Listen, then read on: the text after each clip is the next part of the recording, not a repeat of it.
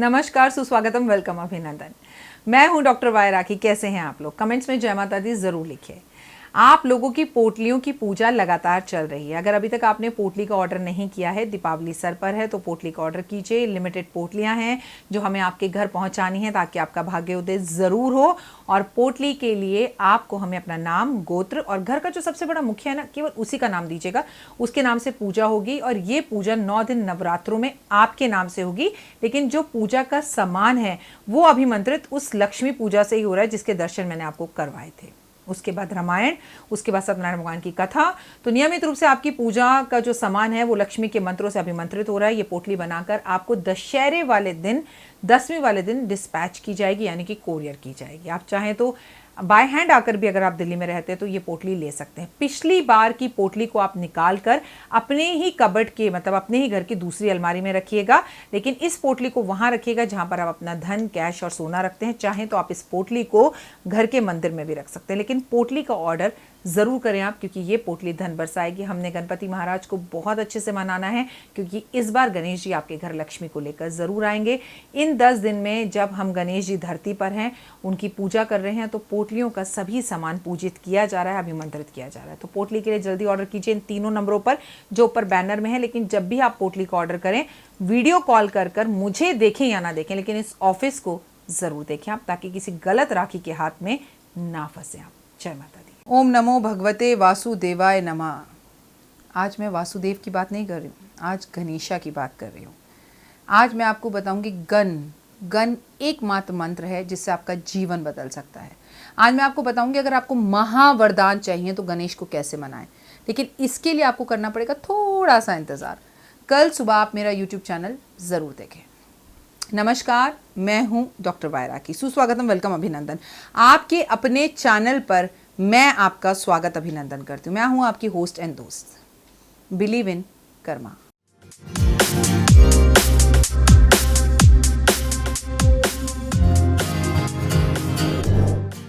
हाँ जी, इस चैनल का मोटिव सिर्फ एक ही है कि बिलीव इन योर कर्मा। आप अपने कर्मास पर पूर्ण रूप से विश्वास रखिए।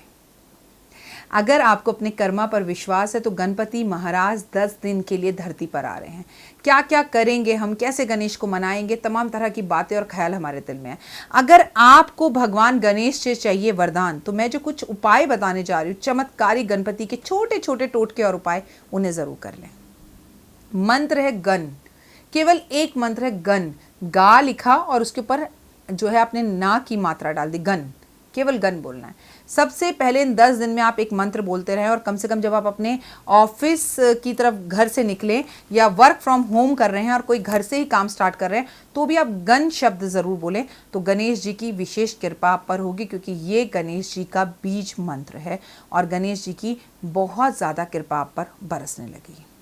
भाद्रपद शुक्ल की चतुर्थी को गणेश चतुर्थी मनाया जाता है, जिस दिन गणेश जी का जन्मदिन होता है। लेकिन गणेश जी ने तो कभी जन्म लिया ही नहीं था। गणेश जी प्रकट हुए थे, उन्होंने गर्भ से जन्म नहीं लिया, उनका जन्म नहीं हुआ था।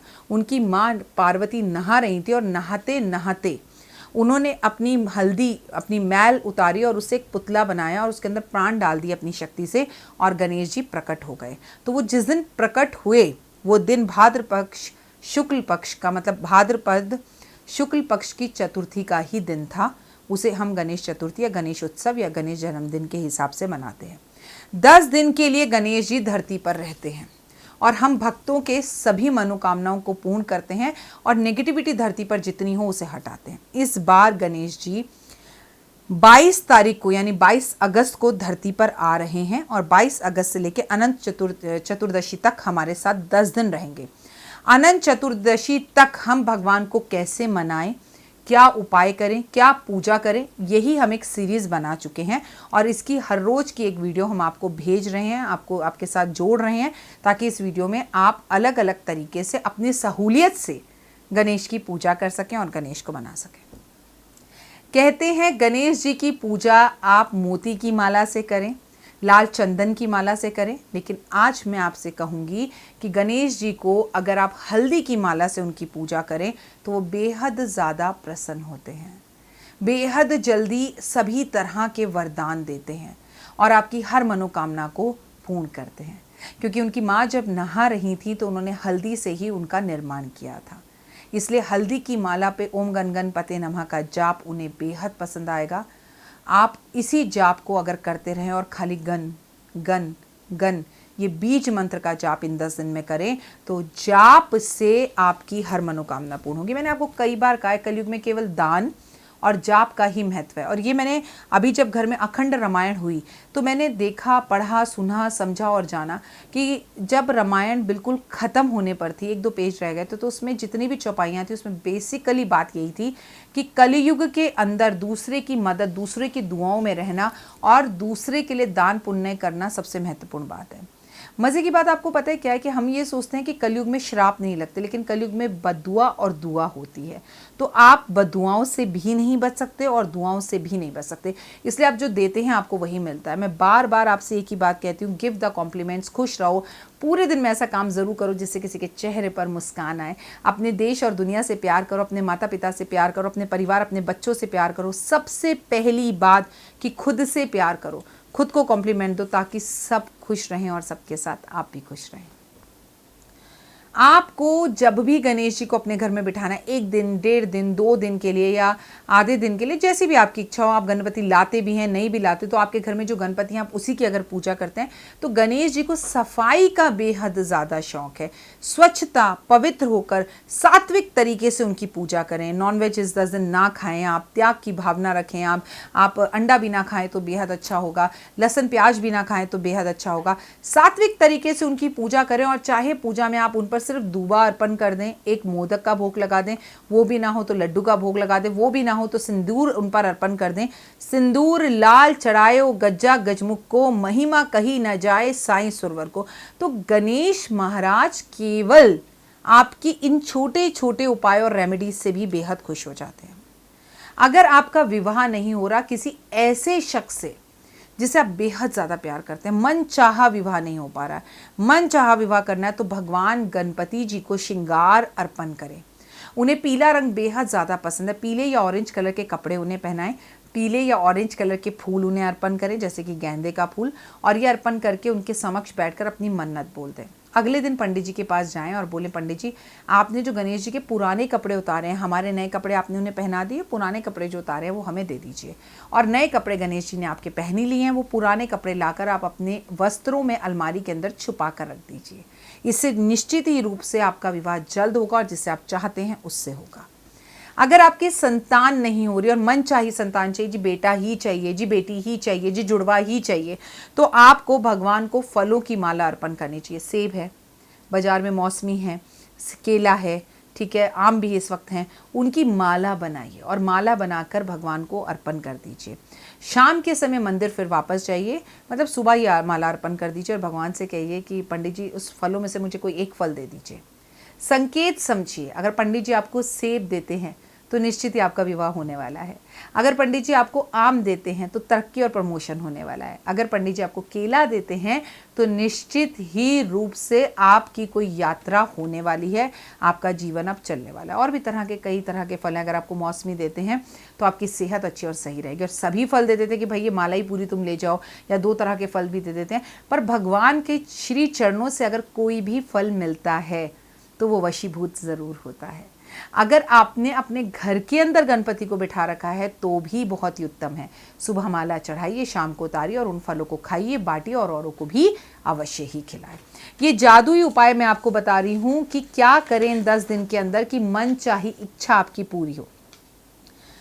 अगर आपको बहुत कोशिश और प्रयत्नों के बाद भी संतान की प्राप्ति नहीं हो रही है और आपको संतान चाहिए ही चाहिए और मन चाहिए चाहिए, जैसे मैंने बोला कि फूलों की माला आप भगवान को अर्पण करें, तो संतान गणपति स्रोत है, वो आपको कहीं पर भी यूट्यूब पर भी मिल जाएगा, आपको उसकी पुस्तकें भी मिल जाएंगी, आपको गूगल पर भी मिल जाएगा। तो संतान गणपति स्रोत, उसका पाठ इन 10 दिन में रेगुलर लगातार करिए। अगर आपके बीच में पीरियड्स हैं या डेट आप नहीं पढ़ सकते तो सुन तो सकते हैं, तो उसे लगातार सुनिए। अब मनचाहा मकान चाहिए। हम 2 बेडरूम में रहते हैं जी, हमारी बिल्डिंग बन जाए, हमारी कोठी बन जाए जी, हमारा तो घर ही नहीं, हम किराए पर रहते हैं कि जी हमारा अपना घर हो जाए। तो गणेश जी को लाल फूलों की माला अर्पण करें। मैंने आप अपने एक और वीडियो में भी दिखाया था। ये भगवान को फूल बेहद ज़्यादा पसंद है। जैसे चाइनीज़ रोज़ भी कई लोग कहते हैं कि लक्ष्मी जी को भी बेहद ज़्यादा पसंद। तो ये गणेश जी के सर पर कुछ इस तरह से रखिए। आप चाहें तो इसकी माला भी बना सकते हैं, आप चाहें तो गणेश जी के कान के पास इसको इस तरह से लगा सकते हैं। तो ये अगर फूल गणेश जी को अर्पण किया जाए, इसकी माला अर्पण की जाए, इसके पेड़ पौधे लगाए जाएं, तो भी आपको मनचाहा वरदान मिलता है, मनचाहा घर मिलता है। आपकी जो इच्छा हो भगवान से कि भगवान मैंने ना वो घर पसंद किया है और मुझे वो घर बहुत पसंद है, अब आपकी कृपा से सब विघ्न दूर हो जाए और मेरा घर वो हो जाए, मेरी कोठी हो जाए, मेरा फार्म हाउस हो जाए, मेरा अपना मकान हो जाए, मेरा घर प्लॉट जो है वो जल्दी से हो जाए। तमाम तरह की आपकी कोई भी इच्छा है तो आप इस तरह के फूलों की, अगर ये फूल आपके पास अवेलेबल ना हो तो आप ऐसे में गुलाब के फूलों का भी इस्तेमाल कर सकते हैं। बट कंडीशन अप्लाई है कि फूल लाल होने चाहिए अगर आपको अपना मनचाहा मकान चाहिए।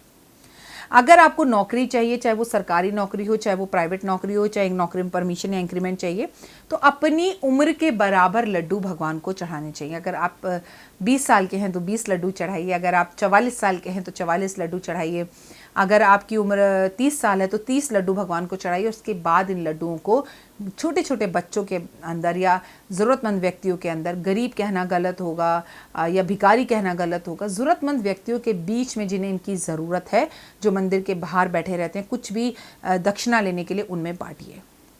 जितनी भी आपकी उम्र है उतने ही लड्डू चढ़ाइए। अगर इन सब उपायों को आप हर रोज़ करें तो बहुत ही माइंड ब्लोइंग रिजल्ट्स आएंगे।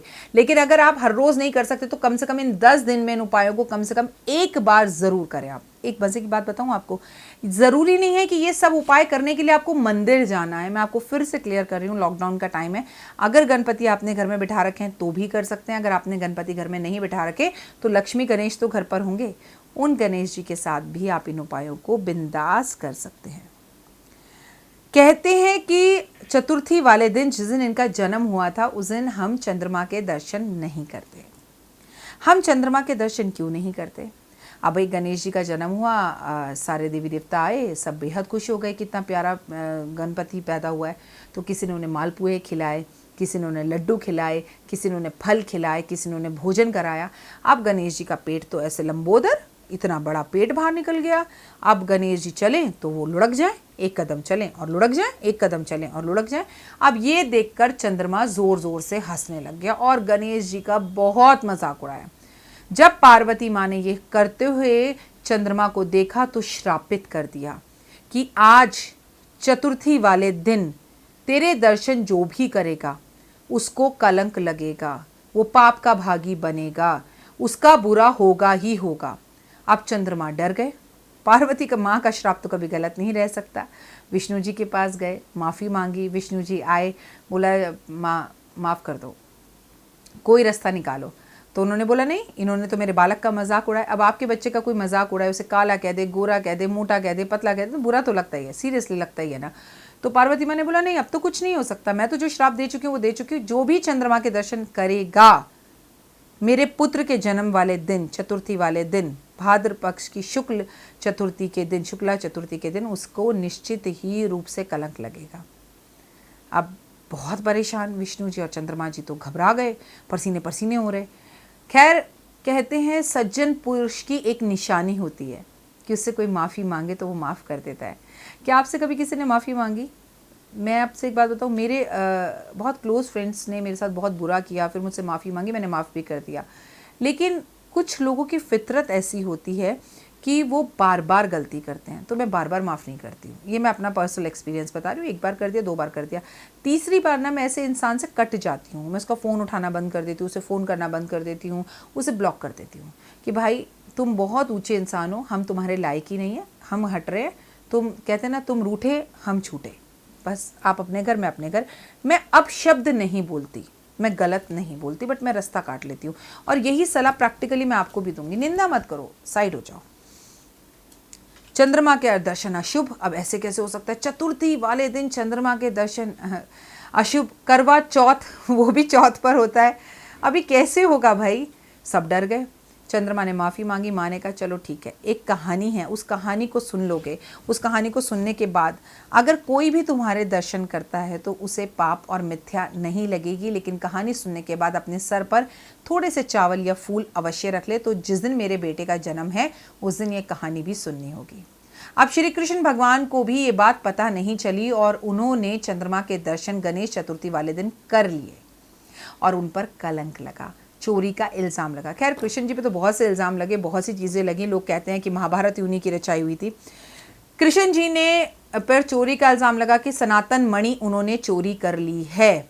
और सनातन मणि की कहानी ही अगर आप कृष्ण मतलब ये गणेश जी के जन्म पर सुन लें तो आपको चंद्र दर्शन का पाप नहीं लगता।